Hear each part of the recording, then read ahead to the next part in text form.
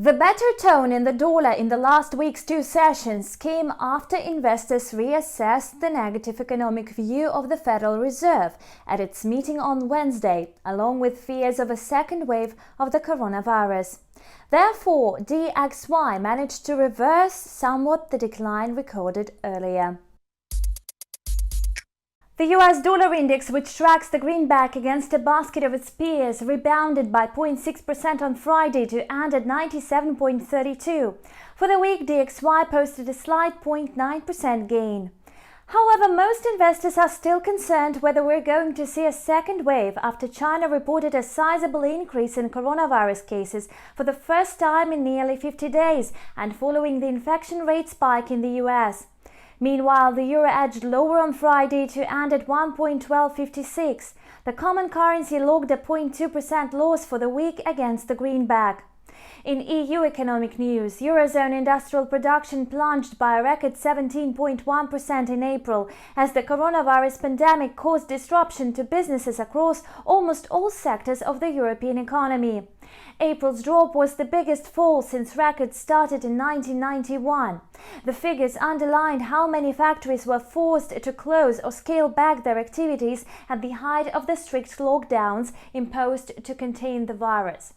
In the meantime, the pound sterling struggled to record any major gains on Friday. The British pound fell by 0.5% on Friday to finish at 1.2542. Sterling posted a 0.9% decline for the past week. According to analysts, the pound's outlook just isn't as appealing as some other currencies, as little progress has been made on Brexit, and the UK economy is going to lag the rest of the developed markets.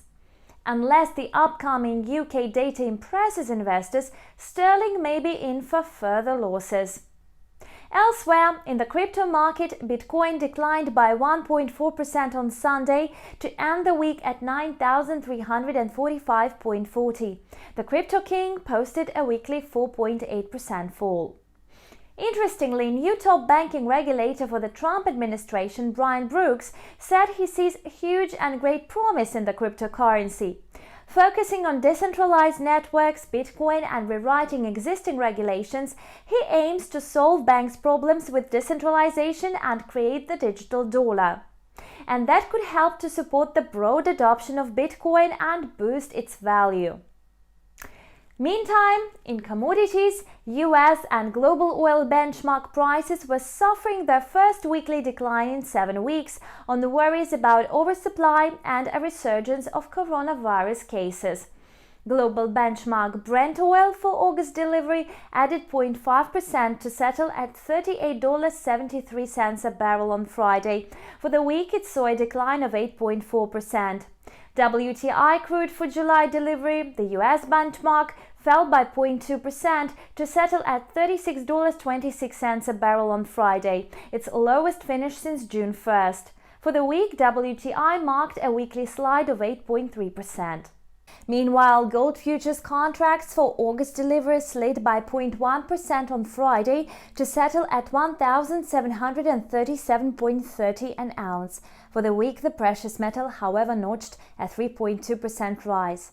You've watched the combined review of forex and commodity markets on InstaTV. See you back soon.